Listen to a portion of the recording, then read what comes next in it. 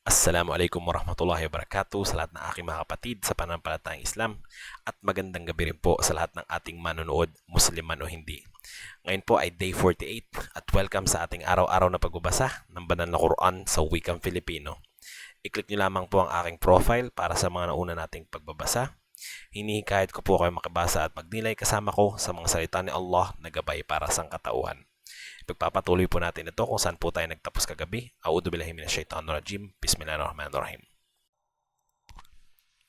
Siya ang nagdulot na ang mga hardin ay lumago na may mga gapangan ng halaman at ang iba naman ay wala. Mga puno ng datiles at iba pang mga pananim na iba't iba ang bunga. Mga oliba, pomegranates na magkakatulad at hindi magkakatulad. Kumain kayo mula sa mga bunga nito kapag ito ay namunga at bayaran ang obligadong kawang gawa nito sa pag-ani at huwag mag-aksaya. Tunay na siya ay hindi nagmamahal sa mga maaksaya. Kabilang sa mga pinapastol na hayop ay yaong mga pangkarga at maliliit. Kumain kayo mula sa ibinihaya sa inyo ni Allah at huwag ninyong sundin ang mga yapak ni Satanas. Tunay na siya para sa inyo ay malinaw na kaaway. 8 magkakapares sa mga tupa ay 2 at sa mga kambing ay 2. Sabihin, ang 2 lalaki ba ang ipinagbawal niya o ang 2 babae o ang nasa sinapupunan ng 2 babae?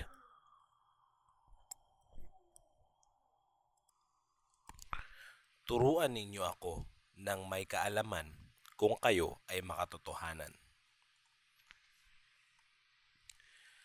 Sa mga kamelyo ay 2 at sa mga baka ay 2 rin.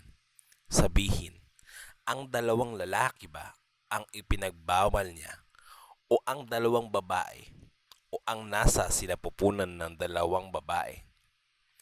Kayo ba ay mga saksi ng itinakda ito ni Allah sa inyo? Sino ba ang mas mapang-api kaysa sa isang nag-imbento laban kay Allah ng kasinungalingan upang iligaw ang mga tao ng walang kaalaman? Tunay na si Allah ay hindi nagagabay sa mga mapang-api. Sabihin, wala akong natagpuan sa ipinahayag sa akin na anumang ipinagbabawal na kainin ng sinumang kakain liban sa patay na hayop, dugo na dumaloy o karne ng baboy dahil ang mga ito ay marumi at pagsuway, gayon din ang hayop na kinatay para sa iba pa liban kay Allah. Subalit sino mang mapilitan ng hindi naghahangad na sumuway o lumabag ay tunay na ang iyong Panginoon ay mapagpatawad at mahabagin. Para sa mga Hudyo ay ipinagbawal namin ang mga hayop na may biyak ang daliri sa paa at sa mga baka at tupa ay ipinagbawal namin ang taba nito liban sa nasa likod o lamang loob o nakadikit sa buto. Yaon ang gantimpala namin sa kanilang pagsuway. Tunay na kami ay makatotohanan. Kung sila ay magpapasinungaling sa iyo o Muhammad ay sabihin, ang inyong Panginoon ang nagtataglay ng malawak na awa at hindi mapipigil ang kanyang parusa sa mga gumagawa ng masama. Sasabihin ng mga nagtambal kay Allah, kung ninais lamang ni Allah ay hindi kami nagtambal sa kanya at gayon din ang aming mga ninuno at hindi kami nagbawal ng kahit na ano. Ganito rin tumanggi ang mga nauna sa kanila hanggang sa matikman nila ang aming parusa. Sabihin, mayroon ba kayong kaalaman na maipapakita ninyo sa amin? Wala kayong sinusunod liban na lamang sa pag-aakala at kayo ay namimeke lamang. Sabihin, kay Allah ang patunay na malinaw. Kung naisin man niya, ay ginabayan niya kayong lahat.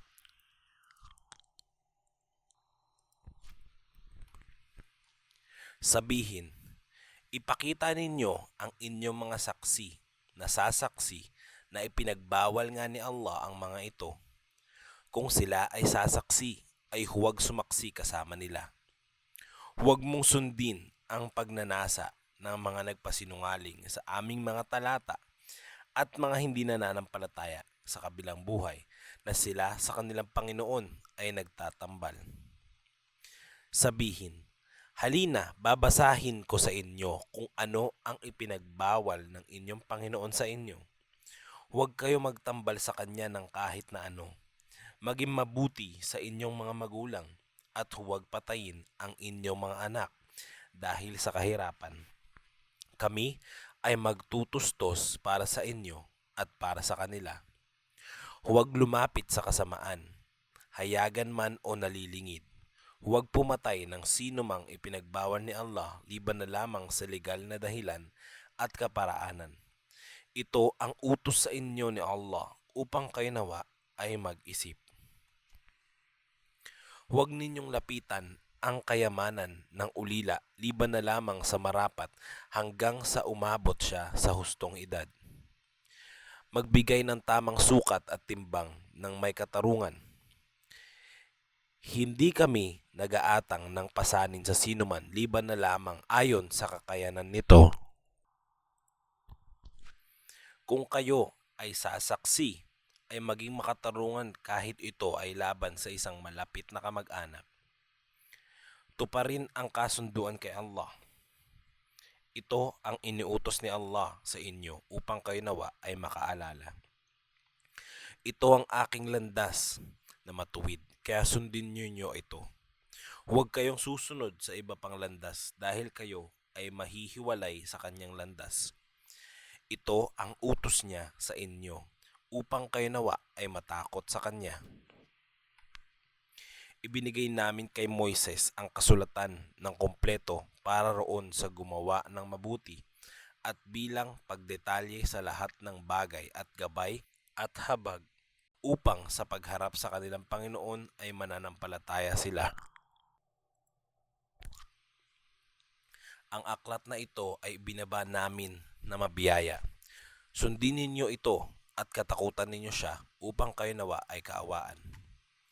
Liban na lamang na inyong sasabihin, o mga paganong Arabo, ibinaba lamang ang kasulatan sa dalawang grupo na nauna sa amin, ang mga Hudyo at mga Kristiyano, ngunit kami ay hindi nakaalam sa kanilang mga katuruan. O sasabihin ninyong, kung may ibinaba lamang sa amin na aklat ay mas nagabayan kami kaysa sa kanila. Dumating na sa inyo ang malinaw na patunay mula sa inyong Panginoon, gayon din ang gabay at habag. Sino ba ang mas mapang-api liban pa sa nagpasinungaling sa mga talata ni Allah at tumalikod mula rito? Kami ay gaganti roon sa mga nagtakwil sa aming mga talata ng pinakamasamang parusa sa kanilang pagtalikod. May hinihintay ba sila liban sa pagdating sa kanila ng mga anghel o ng iyong Panginoon o ilan sa mga tanda mula sa iyong Panginoon? Sa araw na darating ang ilang tanda mula sa iyong Panginoon ay walang sino mang makikinabang sa pananampalataya nito kung ito ay hindi nananampalataya noon pa at umani sa kanyang pananampalataya ng kabutihan. Sabihin, maghintay kayo dahil kami ay naghihintay din. Tunay na yaong mga naghati-hati sa kanilang relihiyon at naging mga sekta, ikaw o Muhammad ay walang kinalaman sa kanila na kahit na ano. Ang paghatol sa kanila ay nasa kamay ni Allah lamang at ipababatid niya sa kanila ang anumang ginagawa nila.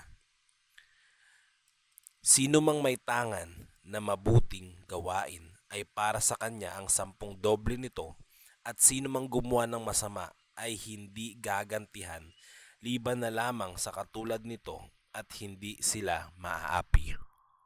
Hanggang dito na lamang po muna. Inshallah bukas po natin pagpapatuloy ang karugtong nito. Maraming salamat po sa pakibasa at pakikinig. Gantimpalaan nawa tayo ni Allah. Assalamualaikum warahmatullahi wabarakatuh.